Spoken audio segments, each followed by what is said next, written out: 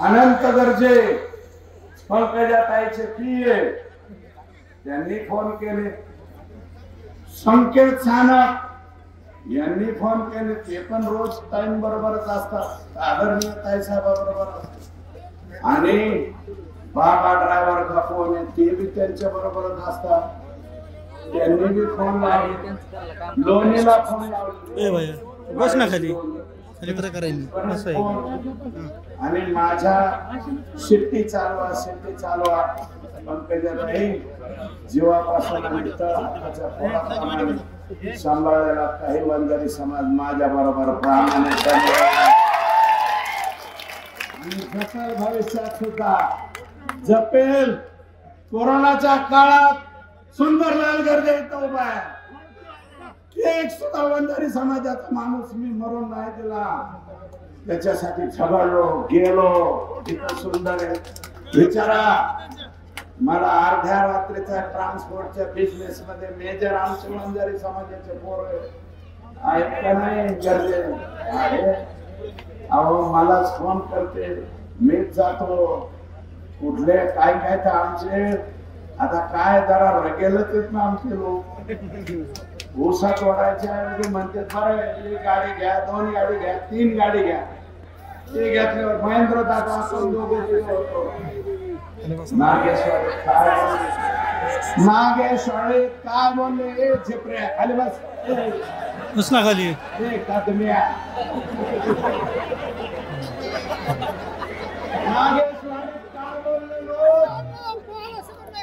वंजारी समाजाचे लोक बोलले.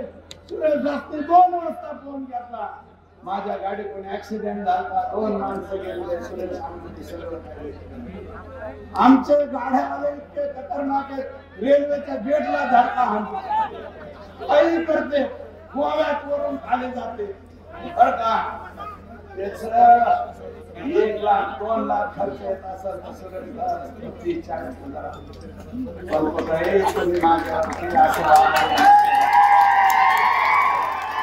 कुणाबरोबर असं मागायला पाहिजे होतं, माझ्या बरोबर नाही, अतिशय प्रामाणिकपणे तुमच्या बरोबर आहे. मी कधी माझी सिनियरिटी दाखवली नाही, मी नम्रपणे तुम्ही जसं म्हणाल तसं केलं आजपर्यंत, आणि तुमच्यासाठी लोकसभेला तर काम केलंच. माझा अपमान होईल, समाजाला उलट बोला हे अजिबात नाही. बीड जिल्ह्यात तुम्हाला कुठेही काळे झेंडे काय फडके दाखवले, आष्टी मतदारसंघात तसं काही झालं नाही. आमचं आहे, आम्ही पण विनंती केली, कोणी असलं काही करायचं नाही, आणि 32,000 अमुक मताची लीड दिली. जे इकडच्या गावात मतदान झालं की तुमच्या जवळच्या कानात बोलणाऱ्यांनी तुम्हाला सांगायचं ही मत ओबीसीचे मत. आता बघा ना ओबीसीचे मत आहेत का? अरे जिथं 70% माळी समाजाचं गाव आहे शिरी, 70% माळी समाजाचं गाव आहे. संदीप इथला सरपंच संदीपचे भाऊ आमच्या बाळूची मंडळी बर का, किती मत पडले आमच्या समाजाचे? 20% मत आहेत फक्त मराठ्यांचे.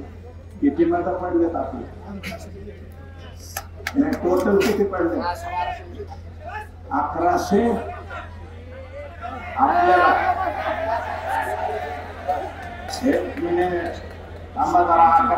फक्त शिरी गावाकडून 850 मत मला आहेत.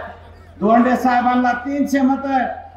जिथं 70% माळी समाज आहे, मराठा समाज 20% आणि अदर 10%, तिथं मत सुरेश दसला किती? 850.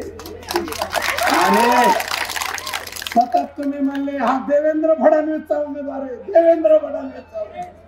म्हणजे आयडिया तुमची अशी होती, तुमचे मत काढून घ्यायचे आणि मराठ्याच्या लोकांनी म्हणायचे फडणवीसचा उमेदवार ह्याला टाका पाड, म्हणजे मी इकडून मोकळा.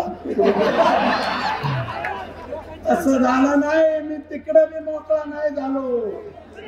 संबंधित माझ्या दूध संघात समाज आहे, माझे 3-3 हजार लिटर दूध असलेले हे तिकडे वळ 3-3 हजार लिटर दूध असलेले काही चेअरमन त्यांनी मत नाही दिले.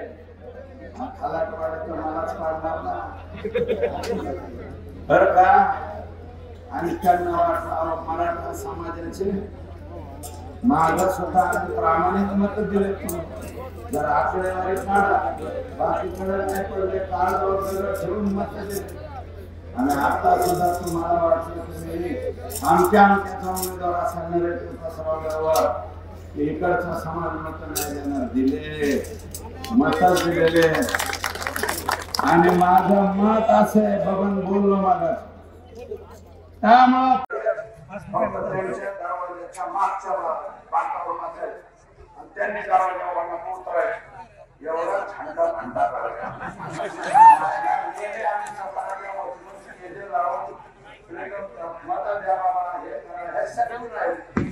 आम्ही कधीही असं पुढे आवाज नाही माझी पुढे जाऊन असं करून आणलं आम्हाला हे दे आम्हाला हे दे. नाही मिळालं तर नाही मिळालं काही नाही मिळालं तरी चालेल. 5 टन आमदार आता मी सुद्धा सिनियर आमदार झालोय. सिनियर नाही आष्टी मतदारसंघात सुद्धा मी 5 टनचा आमदार झालोय. आणि 5 टन ही सिनियर मोस्ट टन असते. 5 टन मी राजकारण केले. परंतु असं केलं नाही. पंकुताई पंकुताई हा शब्द वापरतो त्याचं कारण कसं आहे. गोपीनाथराव त्यांना पंकू म्हणायचे आणि आमच्यापेक्षा लहान होत्या म्हणून पंकुताई म्हणणं म्हणजे वेगळं आहे. त्यांना मुंबई साहेब पंकू म्हणायचे. मी सुद्धा पंकुताई म्हणतोय बरं का.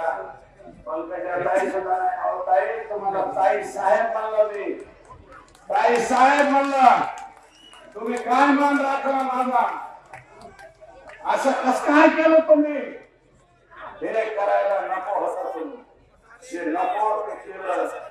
मला ही शेती आहे माझ्या विरोधात.